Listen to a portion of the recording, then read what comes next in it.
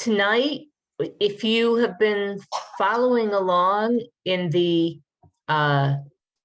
curriculum that I sent out back at the beginning of the course, you will see that we have now reached year 2 of the curriculum. Yes. So even though we're a little more than year 2 in the classes, don't worry, because we have the extra year, so we will manage to cover it. So as I mentioned in my email, we're starting a 4-month unit now about God and belief. And so we are so pleased tonight to have Rabbi Rachel Aim teach us about what do I believe. And I'm going to turn it right over to her, and I will share our opening prayer so that she can lead us.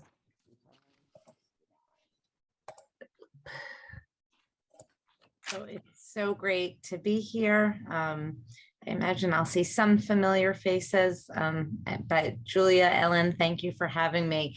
And I did get a nice note from Ellen Wollensfields earlier today, thanking me for teaching, which was also really nice. Ellen and I overlapped in school. So Rabbi, I'm sorry, I'm just going to mute everybody, so you'll probably need to unmute. Okay.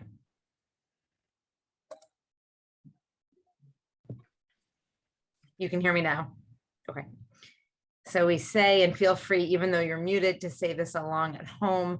Baruch atah Adonai Eloheinu melech haolam asher kitchan mitzvotav v'tzivanu la'asok b'divrei Torah. Praised are you, Lord our God, sovereign of the universe, whose commandments add holiness to our lives and who gives us the commandment to study words of Torah. Okay, that's what comes up there. That's what I'm saying.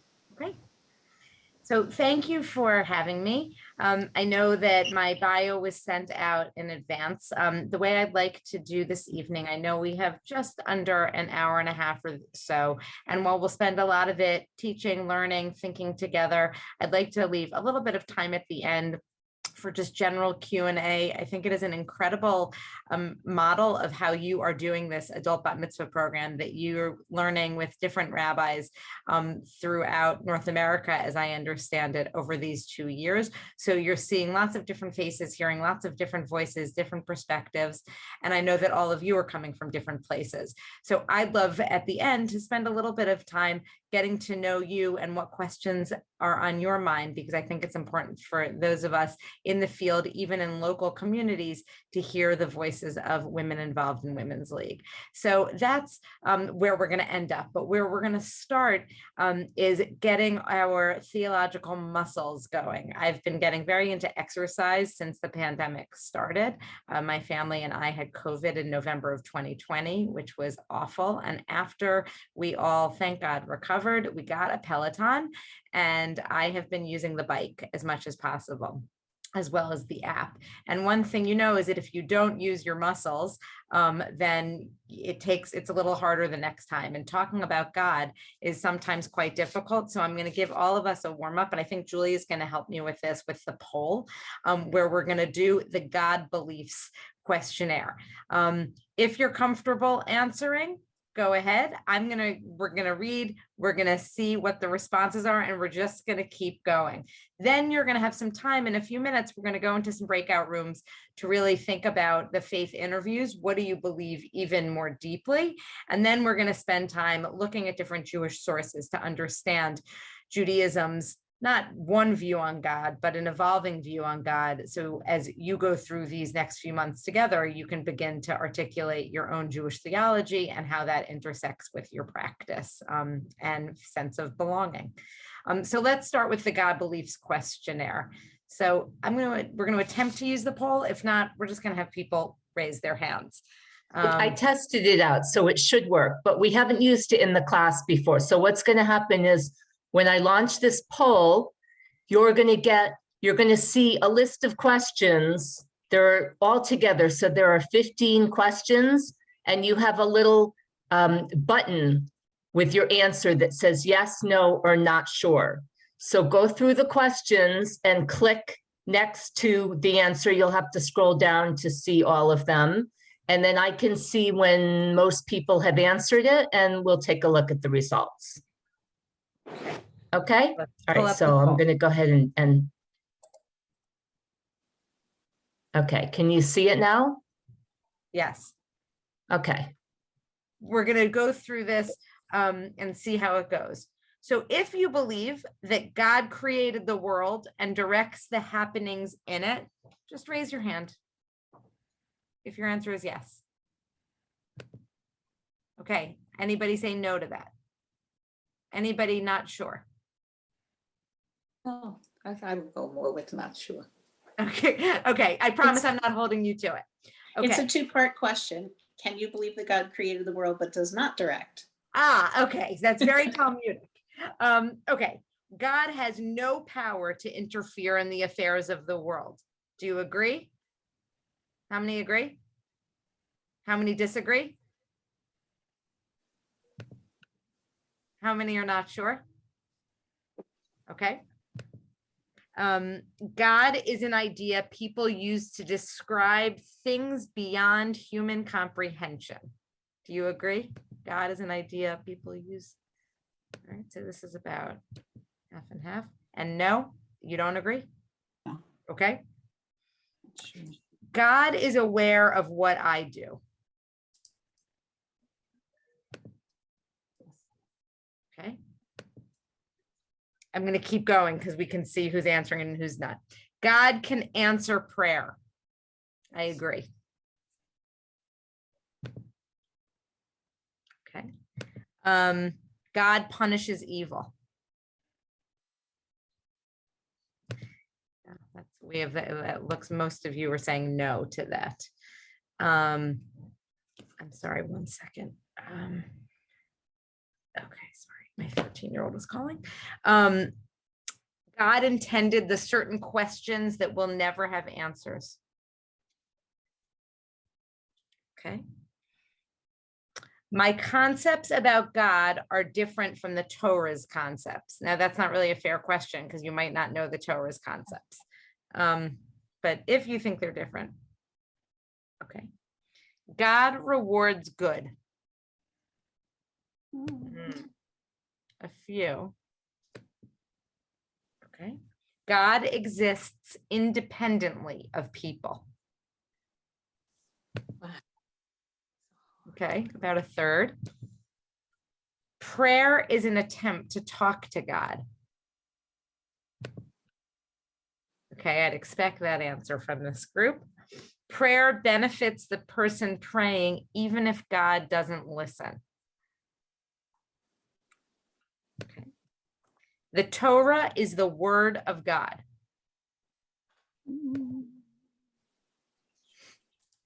I love looking at people's faces. It's amazing. God is a term that some people use to describe their best hopes for humanity. And finally, God listens to prayer. Okay.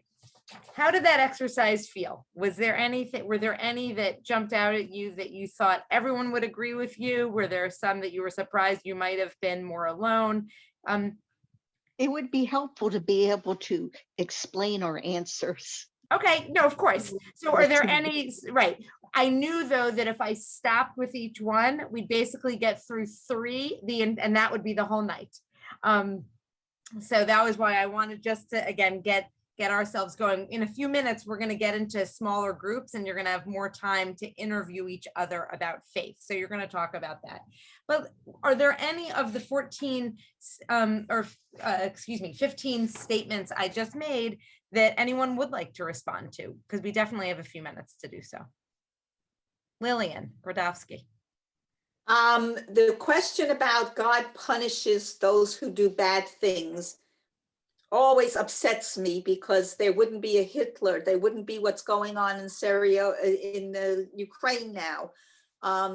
So I don't think, if there's a God, this God, our God, is not directing anything on earth, is just allowing mankind to do whatever mankind is going to do. And yet I am always, when I lose something and I find it, I say, thank you, God. And yet I'm always praying to God when I want something good to happen. So I'm totally ambivalent about God. And I say, I have to believe in God for the fear of not. You have to believe in God for the fear of not. So what I often say is Judaism believes in God, even if a lot of Jews aren't sure about belief in God. I think Jill Tomar wanted to say something. But Sort of on the same wave as Lillian was saying, all the questions about individual, God does bad to people who are bad, and good. The idea of, I guess the whole idea of God singling out groups or people or individuals is not what I'm more surprised that people agreed with a lot of that, because I really feel like God has given people the ability to make their own decisions and the ability to, the same thing, to learn things, to invent things, to study things. And I think that's the bigger picture, as opposed to God looking to an individual or a group. Okay. Anybody else? Jamie? Now, I have a very different perspective. I am a reincarnated person. I am one of the 6 million who died. My name is Karina. So God does punish and God does take care of, but not necessarily in this life. We all die and we are before God. So, and I have a lot of friends that were called B'nai HaShoah, children of the Holocaust. We died and we're alive again. There's been a couple books written about us. So we do have a very unique perspective, and I'm always curious hearing everyone else's on that too. Thank you. Thank you. Eileen Barberi, I hope I'm getting everybody's names right. I'm doing my best. Yeah. What I feel is you don't know what's going to happen. It's not in your time. So you might not have an answer for things, or like Jamie said, you might not be punished, but things will happen in God's time, but not in your time. Does that make sense? Yeah, absolutely. Sabina? I think God is kind of like our moral compass.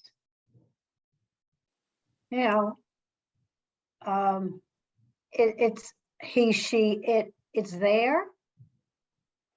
If you're but a lot of it is internal. It's your moral compass. I don't know. It's just I had it's really horrible. I'm probably going to be embarrassed to say we once were forced to move on a Shabbos because my husband could not get us enough days to get out of the house.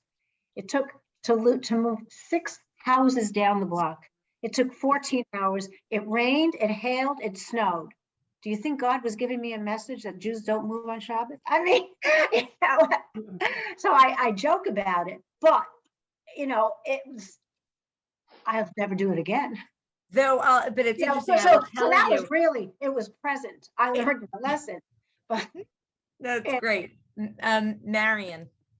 I think that we believe in God, but I think that we have to, man has to do his thing. In other words, if you don't go to, you can pray to God to be well, but if you don't go to a doctor, then that's not helping yourself. The same with doing evil. The people who do evil know what they're doing. You really have to help yourself. You can't expect God to do things for you. How many of your rabbis at the high holidays have ever given the sermon about a flood is coming and the man goes to the top of the roof and they send the helicopter and the boat, right? Yeah.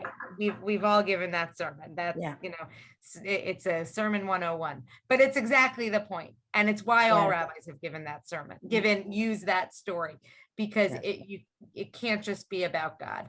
Anita, it looks like you're Okay. I read a book a number of years ago, Why God Does Things. Who was the book by? Well, no, so it's called When Bad Things Happen to Good People. When Bad Things Happen. But not why. I went through a lot of surgery, and I read the book because I said to myself, why is this happening to me? And I couldn't answer it. Right, right. Because Judaism, well, and we're going to look at this, Judaism does not necessarily anymore believe in a reward and punishment theology. It exists. We see it in Torah. We see it at different points in Torah, but that's not where our theology ends. And it's very hard to look at our world today and believe in such a cause and effect, because we know plenty of good people who suffer and plenty of wicked people who prosper.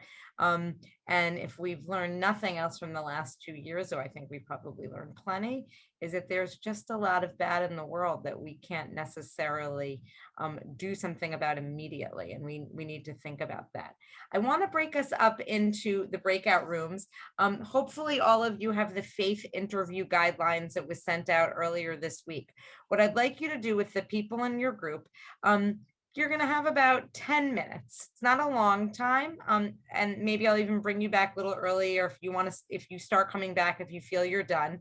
But start going through the questions and give each other a chance to talk. Have a timekeeper. Let somebody talk for 30 seconds. And then let the other person talk for 30 seconds and then talk to each other, but give each other the chance to just respond. Jews are very good at interrupting each other. Just take Do a we few expect to get minutes. through all these questions? No. Okay. No.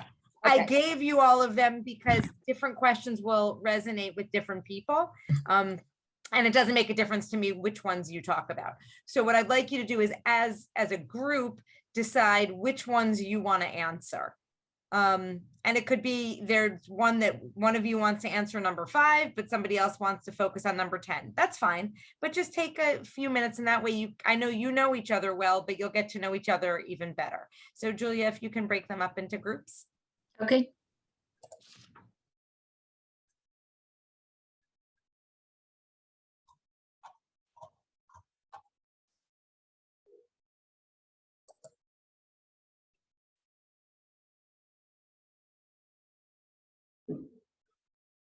I came in late.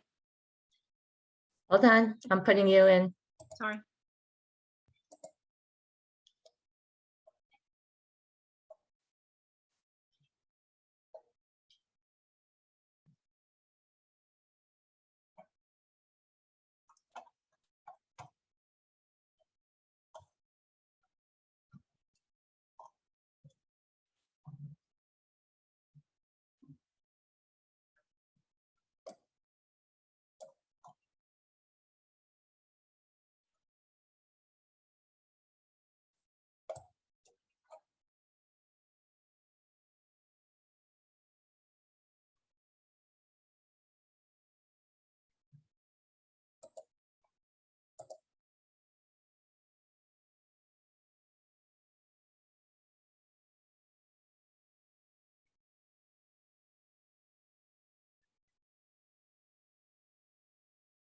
Shelley, are you joining a room?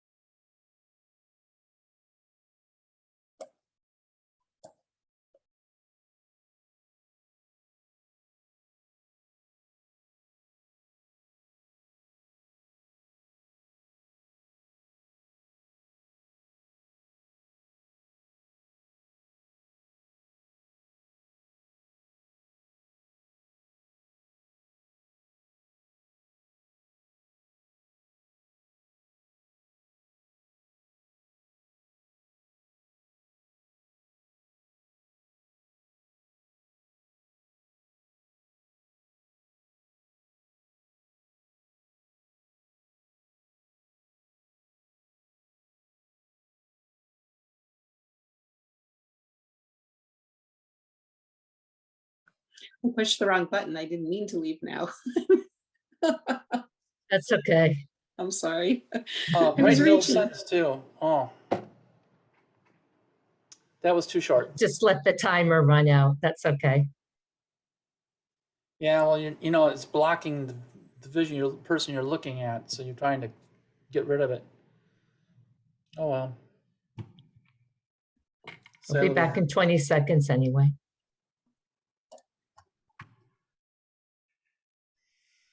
You're muted, Ellen.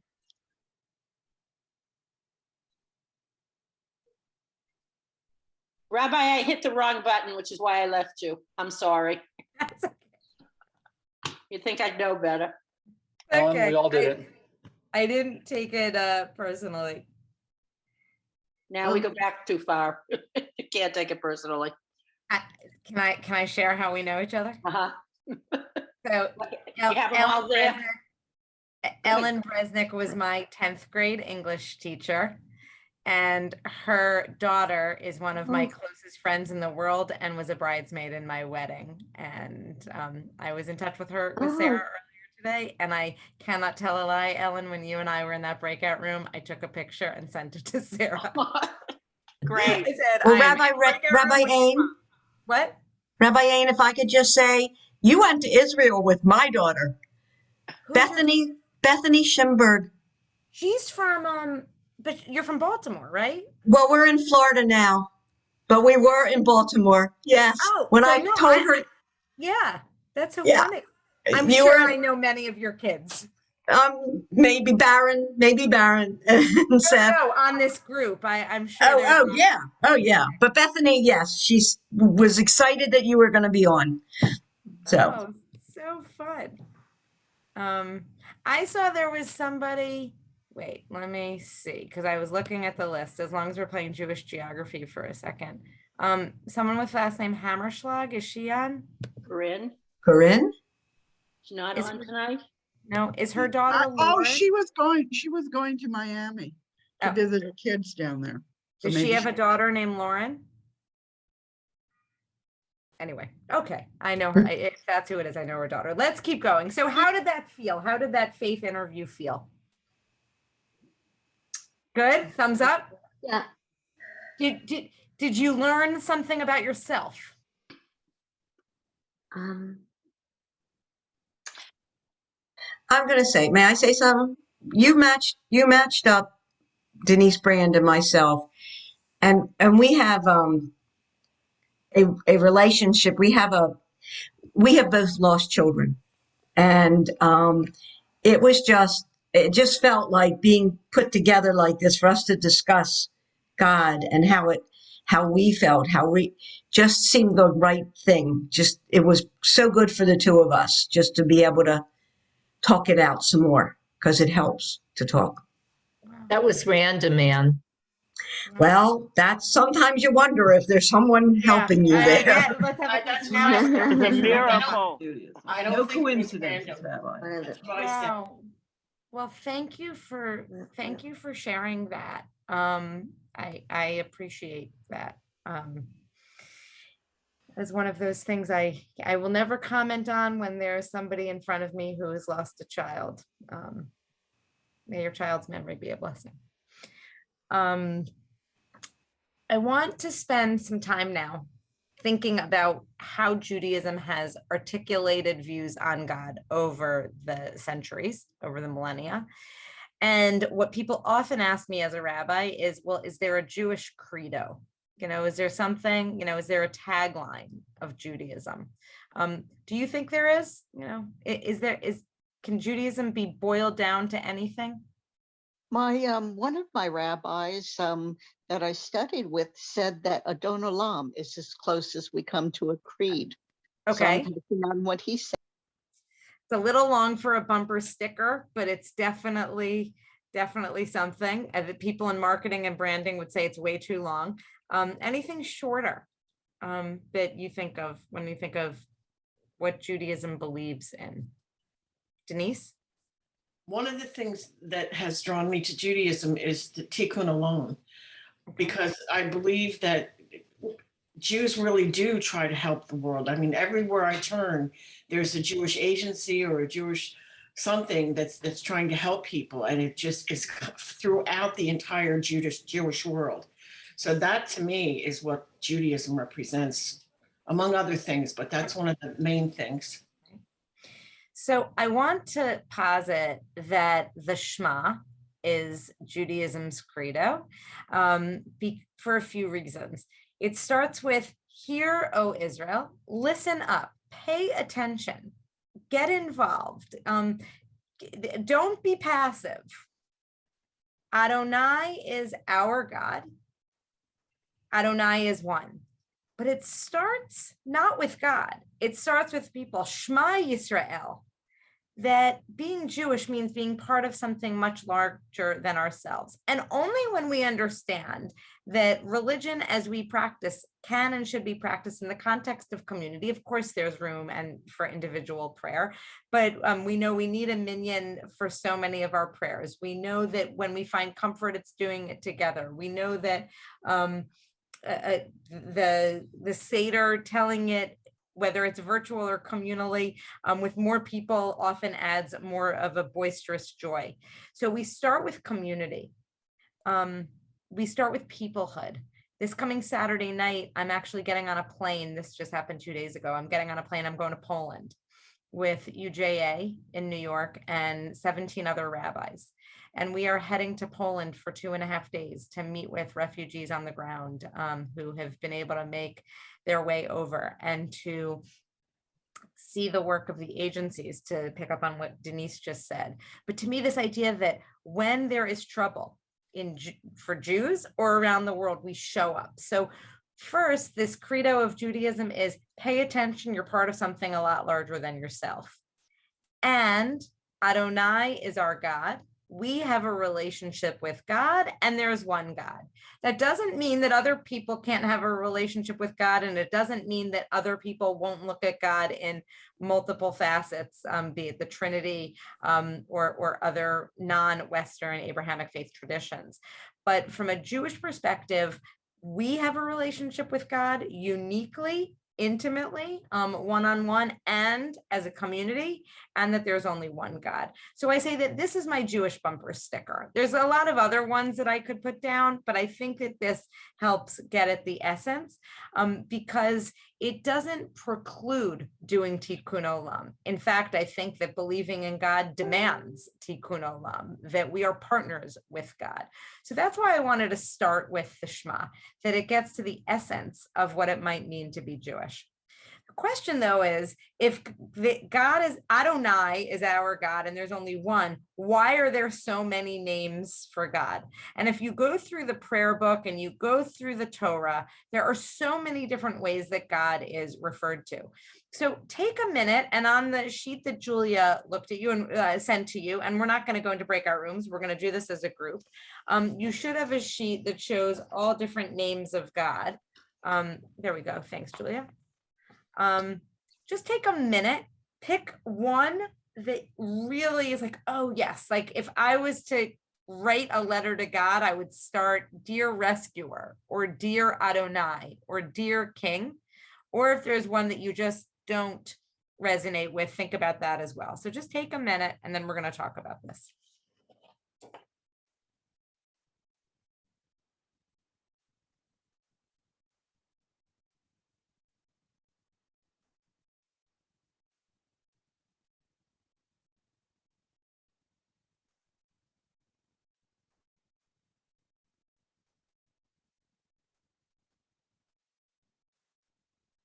Okay, let's close the screen share. So anybody who hasn't yet spoken, let's start with that. Anybody who has not yet spoken, is there a name that either really resonated or really you found repelling? I don't know. That's the most common form of God that we know.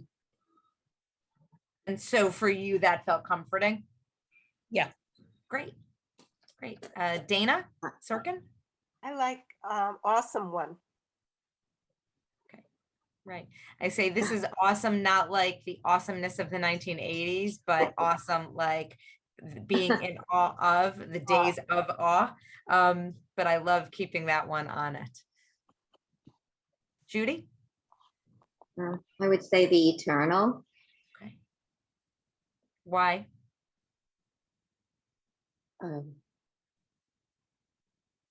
Because God has been forever Mhm. and will be forever. Eternal. Mhm. Anybody? Karen? No, you just muted yourself, Karen. There you go. Am I okay? You're good. I'm good. Oh, good.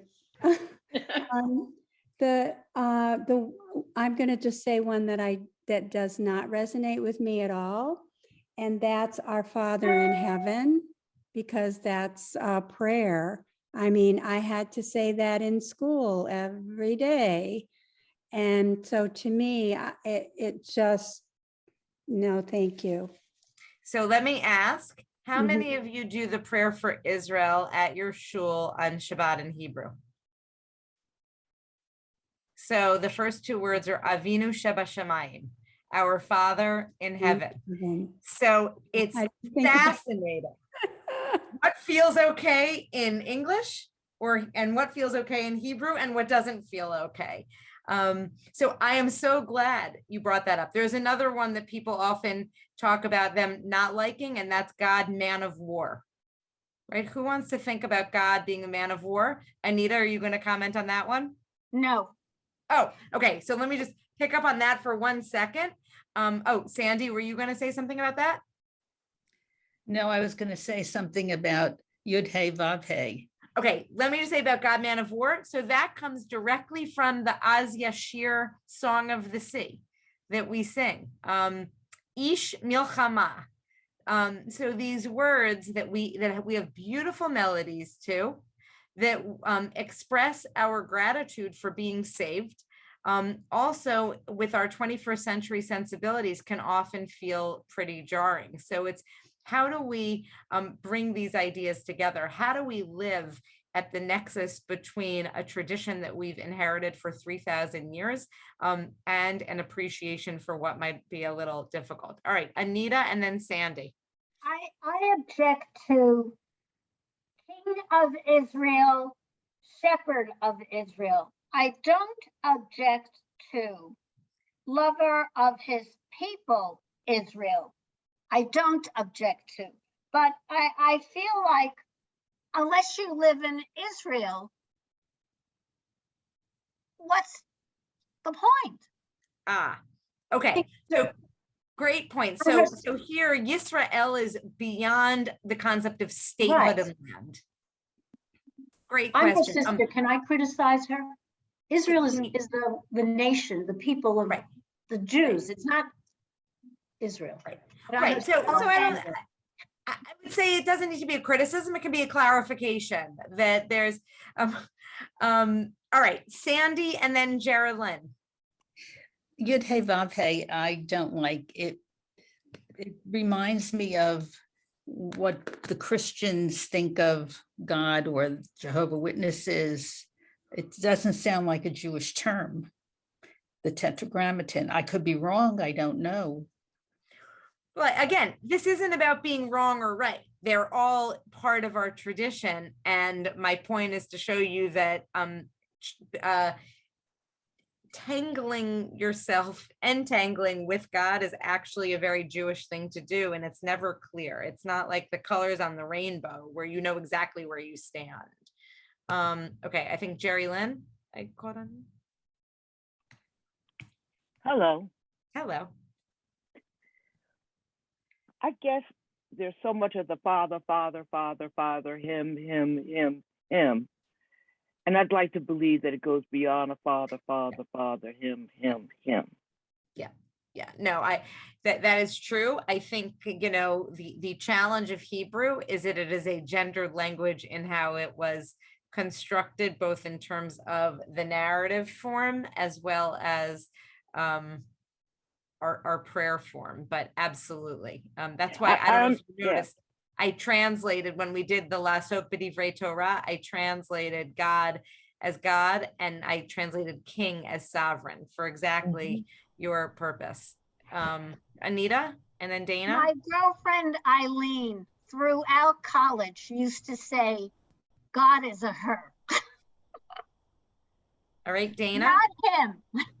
Wanted to make a comment about the Yud Hey Vav Hey, because I didn't know anything about it until I started looking into meditation, and then the concepts of Kabbalah came in, and it's very strong in Kabbalistic beliefs as being combining the letters to say he was, he is, and he will be. And so it's very meaningful to me. Great, great. Okay, Marion, and then Lillian, and then I'm going to keep going with the texts. But Marion, you need to unmute. Marion, you need to unmute. I sort of like God, God of our ancestors, because isn't that where we started with Abraham, with our ancestors, Abraham, Isaac, and Jacob? Yeah. So God is our with our ancestors. So when I think of God, I think of that. Do you know where that comes from? Yeah, we say it all the time in the Amida. Right, exactly. Exactly. That when we do the Amidah, we immediately connect back with our ancestors. But as we say, it's Elohei Avraham, Elohei Yitzchak, Elohei Yaakov, and at least and then in our community, Elohei Sarah, Elohei Rivka, Elohei Rachel, Elohei Leah. Yeah. That we are with our ancestors collectively, but each ancestor had a unique relationship with God. Yeah, that's why they separate them. Exactly. They're different. Yeah. Exactly. And who was the last person I called on before I said we were going to go to the text? Lillian, go ahead. Yes, I like I Am That I Am for a very silly reason. I was so impressed with it as a child when I watched the 10 Commandments in the movies for the first time. And when Charlton Heston asks God, who are you? And he's, I am that I am. And that's androgynous also. And I like it for that reason. Yeah, there's nothing silly about that. I think that hearkening back to our memories of when we began to think about theology is important. I think one of the best movies ever is The Prince of Egypt. One of the best tellings of, I think it's one of the greatest. The music's great, the graphics, it's great. Okay, Julia, if you could Hi, give me. this is Shelley. Can I just make a comment? I had my hand up, but no one can see me. Sure. I wanted to say that I'd also like the Tetragrammaton because growing up in the Caribbean, we were taught that the other names that you all are talking about are the attributes of God. But as opposed to Christianity in the Caribbean, they would use the attributes to name their God. But the Tetragrammaton was the name of the eternal. So we always said Hashem. Right. Oh, nice. Thank you so much for sharing that. That's Can I great. ask something quickly? Yeah. We have one of the things that bothered me immediately was Our Father, and I could see what people said about Yud Hey Vav Hey, but I think it was because, you know, we had these ideas first, and now people think of it as Christian, and especially with the Yud Hey Vav Hey, it's been corrupted and made into something else. And how do we reclaim and let it be known that these are our concepts and they're not this way, they're this way? Well, so let me challenge back to say it's actually, you know, one of the best classes that I ever took in rabbinical school was actually a co-taught class between the Jewish Theological Seminary where I went and Union Theological Seminary across the street. And we were talking about faith journeys and God and the expansion of religion and how people from all different adult faith journeys, how all different adults are often on faith journeys. And that Jews often think about, like, if there's a direct line, let's say, like, this is the year 1000 BCE with the construction of the temple. And then here's 586, where the Jews were expelled to Babylonia. And then you get to year 0, where Jesus is born. And then we sort of, in our mind, assume that everything keeps just going like this. And then Christianity goes like this. The fact is, it was more of a split. After Jesus, there was a huge mess of stuff going on. The temple was destroyed, the Sadducees, the Pharisees, the Essenes, and everybody was trying to figure out how to believe. So it doesn't mean that we went where Christianity went, but this line that was started probably took a little bit of a turn, and what was started here with Christianity then went in a different direction. So I think finding that origin story is complicated because of how difficult things were at the beginning of the common era, however we want to define it. But I think you're right that we have often ceded religious language to other faiths. Right before this call, I was on a program for the New York Medical Society. I was one of 5 panelists. I was the only Jew, talking about how do we think about spirituality for physicians. And they were getting medical, continuing medical education credit by learning about spirituality from faith leaders. And this question of how do we talk about it where it's not supersessionist, but we can all express our own faith. Sabina. I looked down the list, the creator, it all started there. Okay, beautiful, beautiful. Okay, Julia, do me a favor. Yeah. So I want to take you just through a few different texts. I'm just looking at the time, and I really want to make sure we get to God in the holidays. So let me just think for a second. Let's go to the Louis Jacobs one. Thank you. Oh, there you go. No, there you go. All right. I know it's a little small, but it was also emailed in advance, so you'll be able to have it on your email. Louis Jacobs was a theologian in the 20th century. He was British. And he writes the following: the historian of the Jewish religion tells us what it is that Jews believed in former ages. The task of the theologian is to draw on the findings of the historian, but to ask, what is it that Jews can believe today? Jewish theology then starts with an affirmation that God is. It proceeds to examine in detail what this entails of human beliefs and demands on human life. And that's what we were talking about before, that Judaism affirms that God exists. That's part of our creed. But how that then enters into something much deeper is what we all need to think about. Sorry, Julia, let's go back because I'm just going to walk through some of the texts and then we're going to spend more time in conversation. Okay. Sorry. It's hard, our first time working together. So I want to keep these texts up. Just go back to the Louis Jacobs for a sec. Great. So people can look at it. And I know it's harder to see each other in screen share, but is there anything on here that anyone wanted to respond to? The Jewish theology, the difference between Jewish theology and Jewish history? Because what we're doing tonight is Jewish theology. All right, let's keep it up, but move it down to Daniel Septimus, who wrote the following. There's a difference between the theologian and the rabbi, but that's something that my rabbi does. How is it relevant to us today? Right. Who's your rabbi?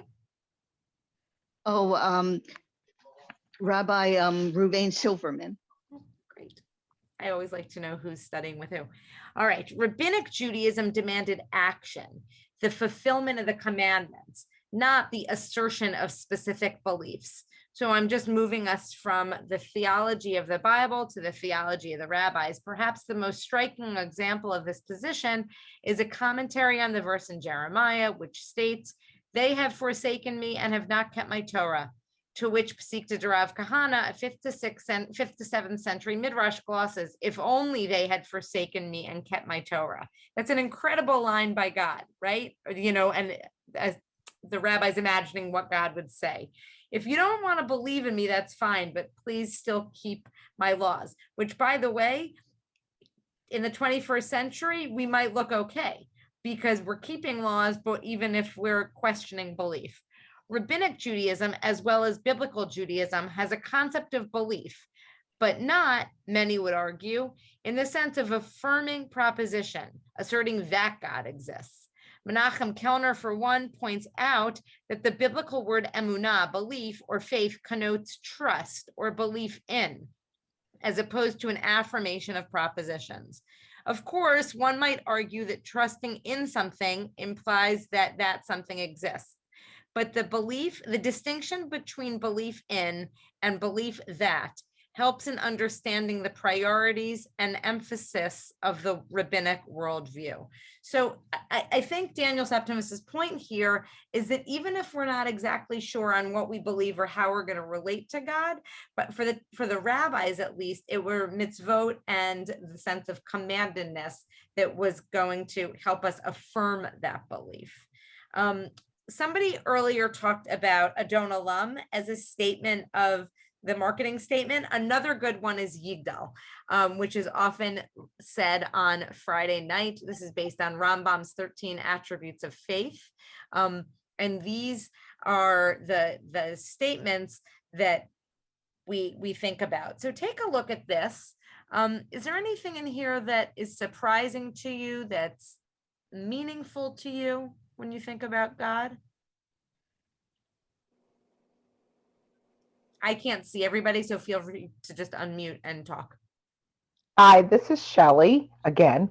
When I think about Judaism and I think of, my mother's teaching of Blessed Remember and our community, the 13th principles is exactly what we think of when we think of Judaism.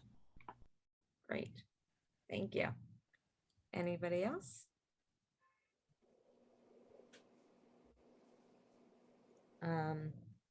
Okay, we're going to skip Rabbi Kushner and let's go to Rabbi Naomi Levy.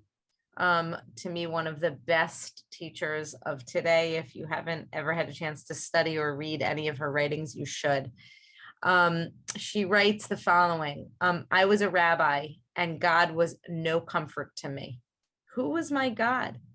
I thought about the way God appeared in the Bible through so many different lenses. Every biblical personality encountered God in a very personal and specific way.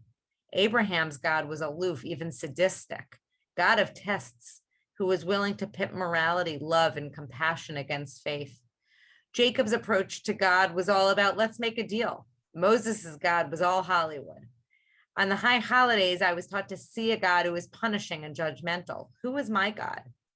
I began to see that it was my faith in the Superman God that had caused me to hate God. My belief in a God who swooped down to protect good people from pain and to punish wicked people for their sins made me doubt God's existence. It's time to bury the vision of the old man. It's time for the network to cancel Superman.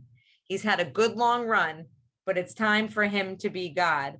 I loved that old man with the flowing white beard, looking down on me almost as much as I loved my father.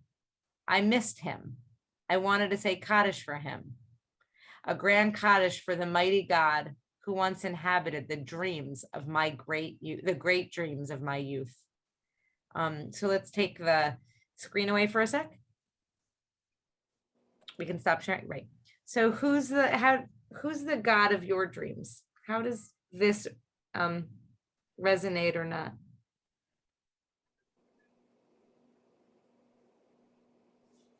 Rabbi Naomi Levy's had a lot of tragedy in her life. She had a very sick child, and her father was murdered. So she's had lots of challenges in her life. What about this idea of saying Kaddish for that God? It's powerful. Sacrilegious. Why? Why? Yeah. Why is it sacrilegious to want to say Kaddish for our Creator? Is it for our Creator or for that image of the Creator? She's saying that she wants to say Kaddish not for God, but for the image of the God that was all-knowing. It was that she was rejecting, not God as a concept. And I think that's where we bring together Daniel Septimus's piece and now Naomi Levy's, that the God that when we get too comfortable in only one image of God, when that God disappoints us, we often then want to throw out the baby with the bathwater. So what she's saying is, I do need to put this aside, but I'm going to find a new way of imagining. She's not saying, I don't think she's saying get rid of God completely. Maybe it's because I know Naomi, but she's a very spiritual, faithful person. So Marion. well, is she looking at God as an old man with the flowing beard?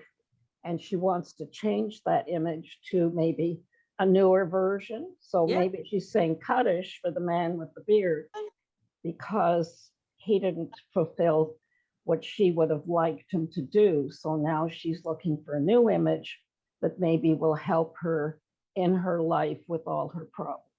Right, right.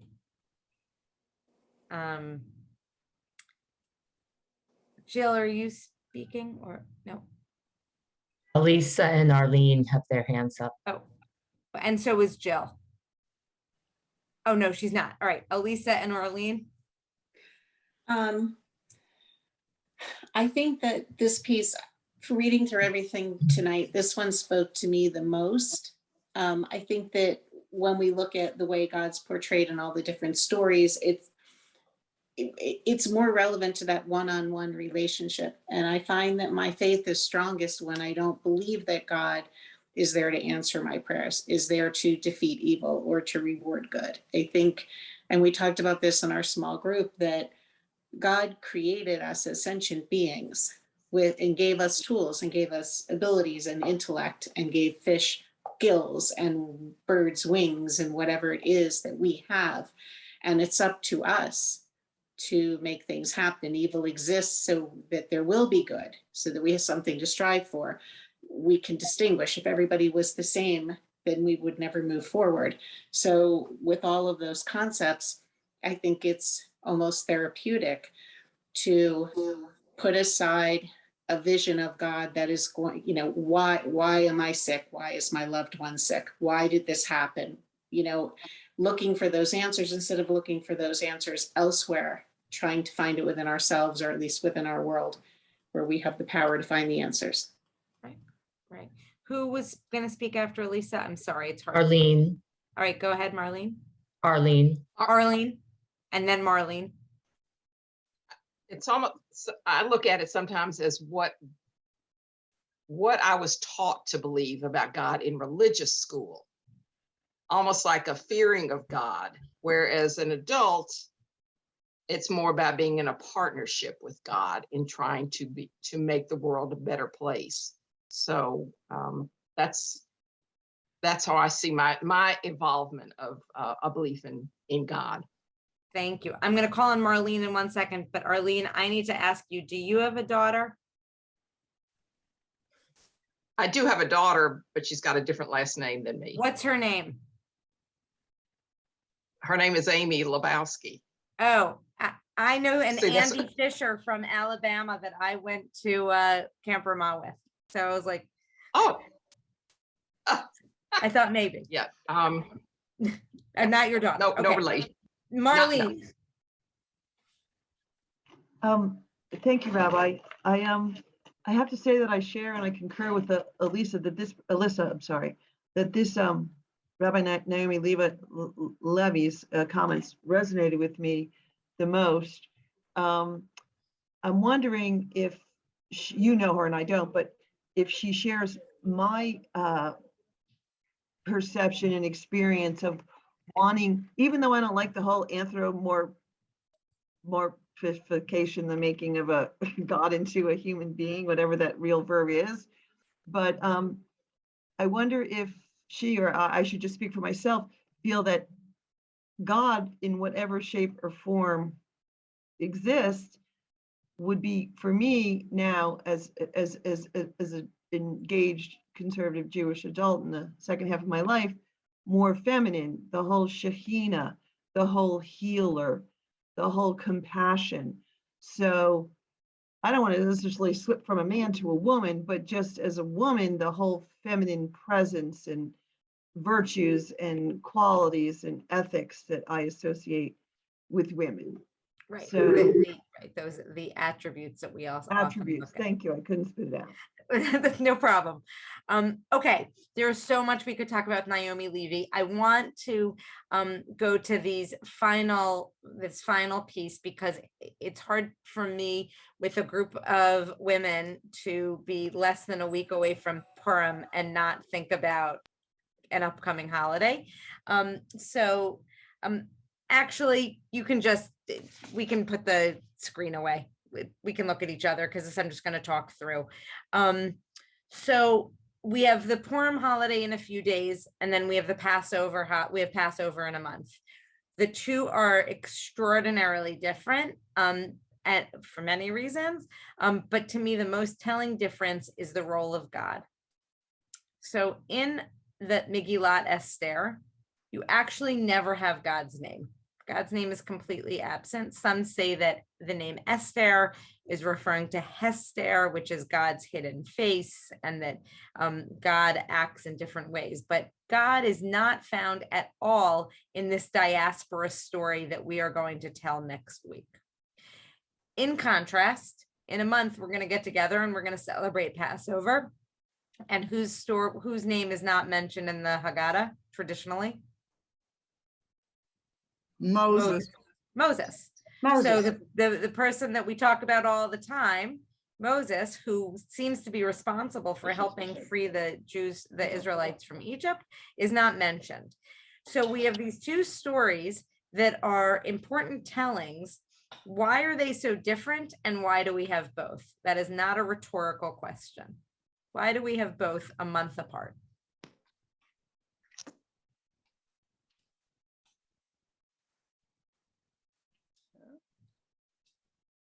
It's about, the Jewish people surviving, not the destruction of the Jewish people.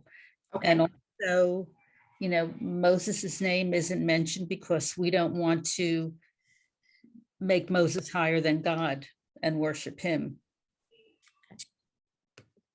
Anybody else? Anita, and then Dana.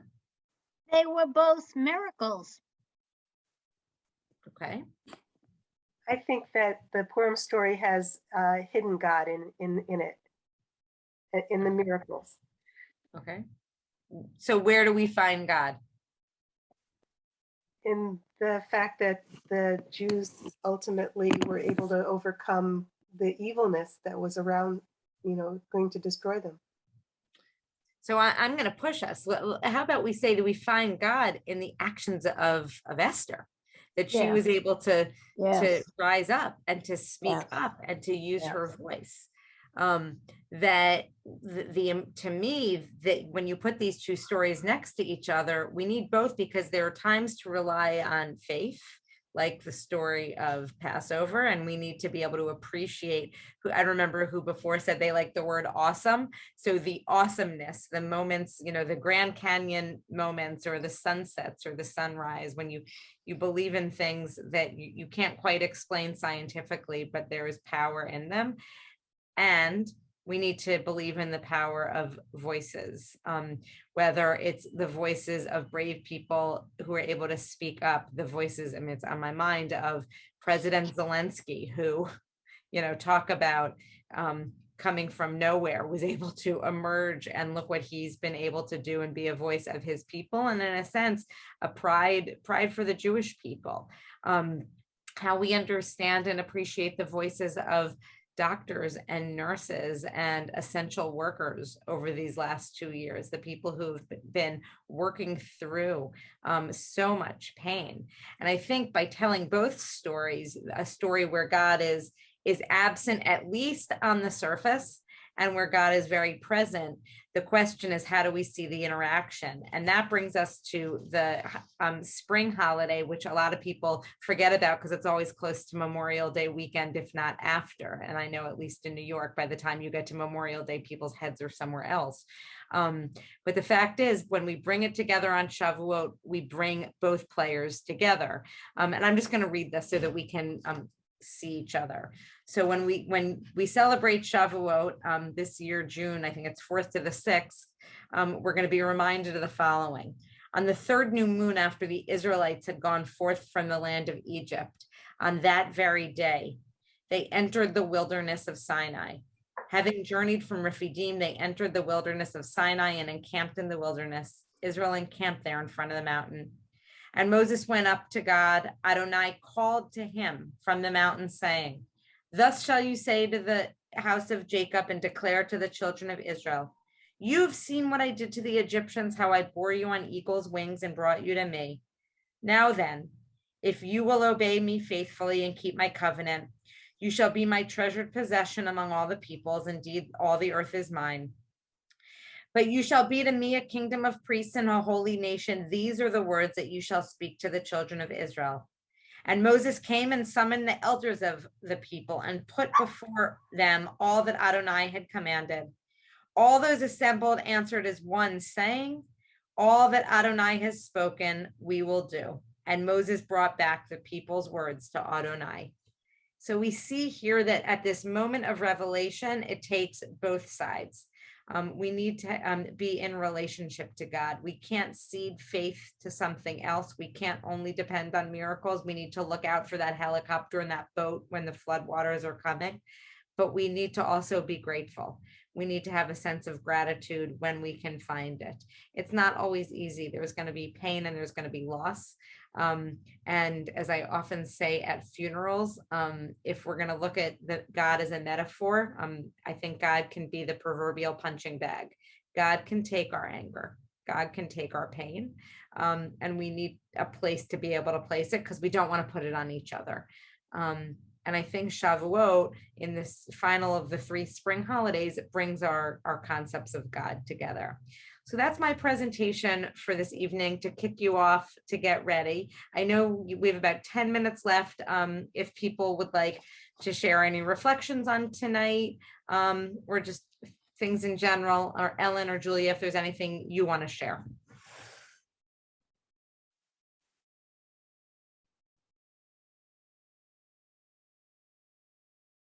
Any thoughts on anything strike you tonight that you hadn't thought of before, or was something clearer for you than perhaps it had been before? Go ahead, Eileen. Yeah, when you did the names of God, so many of them you thought of Christian names, but to find out they really weren't. It was just very interesting. Good. I thought so. I don't have the names up in front of me, but there were a lot of them. Yeah. Yeah. Anything that you remember in particular, Irene? Not to put you on the spot. I'm just bringing it up now. And also, while Eileen is doing that, if anybody wants to share about the discussion in your faith interview, like Father of Mercy. Like Father of Mercy. Yeah. And the rock, my rock and my redeemer. Right. Sorry, Israel. Yeah. Oh, I know it is, but some of them you just think of as more, which we discussed, more Christian. Right. Oh, for sure. Yeah. We're not very good praying in English. We've gotten very comfortable praying in Hebrew. Yeah.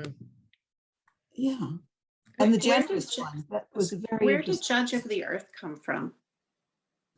Shofet Yisrael. I don't know off the top of my head. I mean, Shofet Haaretz. I think it's got to be from a psalm. I just can't picture which one. Some of them are easy for me to roll off. I'm sorry. It's just such a different perspective than what I believe, and compared to so many of the other ones. I was curious about that one. Anne? Just one other thing. If anybody wants an excellent book by Rabbi Levy, Talking to God. I pick it up periodically. It has prayers in it. She recommends you write your own prayers if you want, but she's got a prayer that kind of relates to almost anything that could happen in your life. And so it's called Talking to God, and it's by Rabbi Levy. It's very good. Another book that I really enjoyed by her is Einstein and the Rabbi. The best. That was wonderful. Can we talk about the book a little bit, just so that, we can make a recommendation? Einstein and the Rabbi. So it's it's like a multi-layered story. It's a story about a rabbi during World War II who encountered letters from Einstein. And so it goes through the history, but I would say, to me, actually, the powerful part was not just the story, but it's really an exploration of spirituality. And she gives some how-tos of how to bring spirituality into your life. Maybe I'll, I've taught a class on the book, and at some point, in the future, I'd be happy to do something for this group. Okay. It's a great book. Any other, Geraldine? Well, I thought this evening was wonderful in terms of really making you going through the interview questions and really having to kind of think about some of the answers in terms of what I do and don't believe. And I still struggle with, even though I know it's in the Tanakh and stuff, that God is a punishing God. Okay. I just feel that we have free will in terms of certain things. And I have a hard time just owning that kind of concept for me. But the other part is, which I think is funny, is that for me, watching some of these movies, when Rabbi Levi, Levy? I've just named her 3 names, okay? But anyway, when she's the old man with the flowing white beard looking down on me, and to see that in the movies. And for me, as a Black woman, he's like, okay, here's another old white man looking down on us, and he's quite powerful, he's God all-knowing. I'm not believing that, okay? I'm just saying, okay, all right, that's all. Yeah, exactly. Amen. I can't remember. I know one of the rabbis, maybe you guys can help me out. One of our teachers talked about how in her synagogue there was a picture, which she said was very unusual to have any imagery, but there was a picture of God with a long white beard in her synagogue. Wow. All right, we're gonna go to, I think Karen's raising her hand, and then we're gonna finish up shortly. Well, I just wanted to comment on what I had said about the Our Father in Heaven thing that I used to have to say in elementary school, and Avinu Shabbat Shemayim, which is one of my favorite lines. And so thank you. You're welcome. You're welcome. There are always moments in our lives where something comes together. I'll tell you a story. This has nothing to do with God, but my husband and I joke about it all the time. A million years ago, so my husband and I have been together since the beginning of college, and he was at my house for Thanksgiving where I was growing up. And there was a woman at our house who was there as a guest, celebrating the holiday with us. And our dog got out of the kitchen and came to our dining room and got something from the floor. And this woman who is not originally from the United States goes, "Ooh, lucky dog." And I'm like, lucky dog? That phrase, people use the phrase lucky dog all the time. Now I know where it probably started. So it's amazing to think about words and phrases that we say and how they connect to our everyday. So I really enjoyed being with all of you. Thank you for your chats thank you for comments in the chats. To answer your question, I'll be in Lublin. We land in Warsaw on Sunday. We're going straight to Lublin. And then we'll be back in Warsaw on Monday and leave on Tuesday. So we're going from a total of Saturday night at 10:30 p.m. and we'll land back in New York at 8:30 on Tuesday. So it's a very quick trip, but all of us are congregational rabbis and need to get back for Purim. So it's quick. But we're going to do the best we can, and we'll bring back messages of what needs to be done. So have a great night. Thanks for inviting me. And I just want to share one quick story. And I think I've told Rachel this before. When I was teaching at Charles E. Smith Jewish Day School in Rockville, Maryland. Rachel was in the 10th grade. They were interviewing all the students to, about college and what they might want to do in their lives. And I remember Rachel running up to me, and she said, "That's it, I'm going to be a rabbi. I'm going to be a rabbi." Stood there in the middle of the hall, jumping up and down. "I'm going to be a rabbi." And boy, have you done it. Thank you, sweetheart. We really are. I'm so proud of you. It's a good thing I passed English, because I didn't think I was going to. She didn't just pass English. It was impossible. Beautifully. So, I'm so proud of you. Thank you. And thank you. Thank All you. right. Wonderful. I was taken with tonight, and Yeah, it was a great class. Sweet. I Thank have a you. lot to think about. I just want to add one Yes. more thing, and Huge you amount. know, I know with everything that's happening in the world today, I sort of see our history playing out in front of us. You know, in the Ukraine, you know, I can't help but look at all of the stories that we have, you know, learned, and I see David and Goliath in a million different ways, and I see all kinds of things, and I see, you know, the biggest parts of our history, certainly with the Shoah and the Holocaust, and I see all kinds of things happening. So I think I've really clarified a lot of aspects, or maybe not clarified as much as I would like, a lot of aspects of my faith, and my faith in God, my view and my conception of God. And of course, tonight sort of, you know, messed it all up for me a little bit, but that's okay too. And, you know, I think many of us are taken with everything that's happening in the Ukraine for all the reasons of being a human being, but also being Jewish. It's so tied into what we do on a daily basis. And I appreciated those of you who commented on that, because we are a people of, you know, tikkun olam, you know, the refuah shlema, the good, the make the world a better place. So, you know, that's where I was tonight in my head, sort of dealing and grappling with that as well. And thank you. I mean, and it's also, you know, again, as we get into Purim with this topsy-turviness, the whole notion of that holiday, everything is turned upside down right now. You know, if you had asked, I don't know about all of your communities, I have a lot of second and third generation Holocaust survivors in my community, definitely second generation, and their feelings about Ukraine are very deep and not so positive. And so the mental gymnastics that people are going through right now to recognize that that Ukraine and Ukraine are not the same Ukraine is a really hard thing. And it's what many people have done with Germany. But it's about how do we look into the past of others? How do we look into our own past? What role have we played in hurting other people in this country? How do we need to think about that? I mean, it goes in so many directions. I think it's an issue with all the people who are providing help in Poland. Yeah. Oh, yes. You know, now and then. Well, I said the world is upside down when the Israeli prime minister is flying to Russia to try to negotiate peace. I'm saying, what is going on? So anyway, let's hope for a more peaceful world. And when I gather with you, maybe at another point, things will be a little calmer. We would love that. We hope. Thank you so much. Thank you for teaching. Thank you. A couple of notes before we do our ending. Next, stay on. Okay. Right. Next month, we're meeting on April 7th.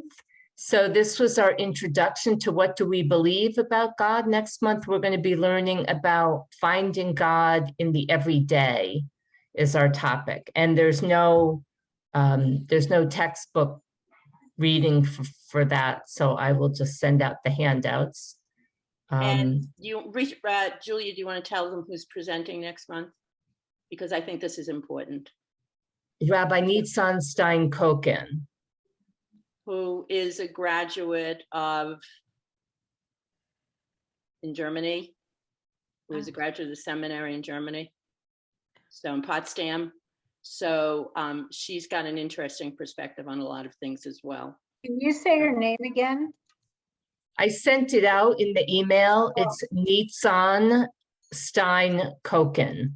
She is Kokin. She's the rabbi of one of the other conservative synagogues here in Phoenix. And she's very, very, very interesting individual. So thank you. This whole unit is really on its own merit. It's an interesting unit, but we've gotten some very interesting rabbis to sort of, deal with it. I think you will, these are not the ones to miss. I know you'll be on a plane, Ruth. I got it, but maybe you can listen to the recording. Okay. So it's important that, this is sort of where we've building up to this. Anyway, Chag Sameach. And I will. ending song here and Yeah. get to play.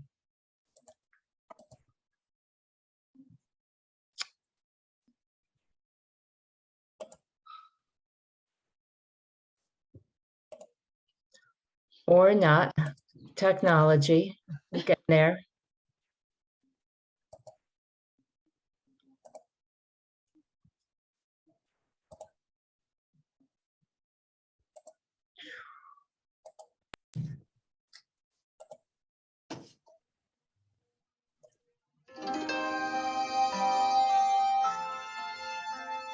Oh.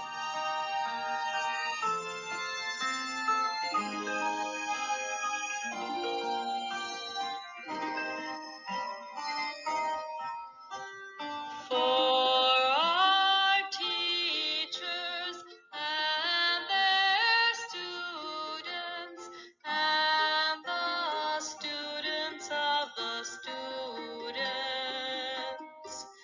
we ask for peace and loving kindness, and let us say Amen.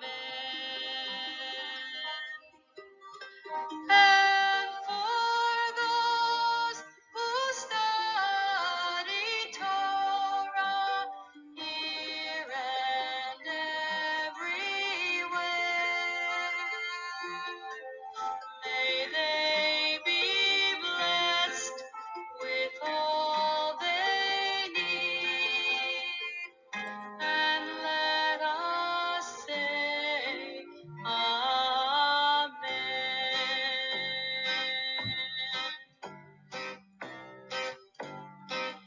We ask for peace and loving kindness, and let us say Amen.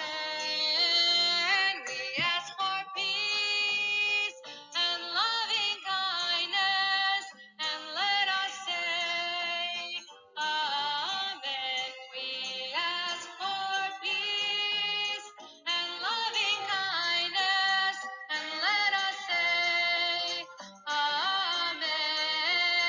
We ask for peace and loving kindness, and let us say Amen. We ask for peace and loving kindness, and let us say Amen. We ask for peace and loving kindness, and let us say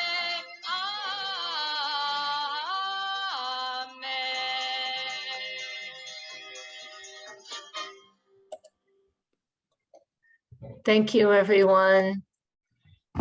Shabbat Shalom. Shabbat Have a good shalom. month. Thank you, Julia and Ella. See you Thank you, next everyone. time. Thank you again, Rabbi. Yeah, Shabbat Shalom.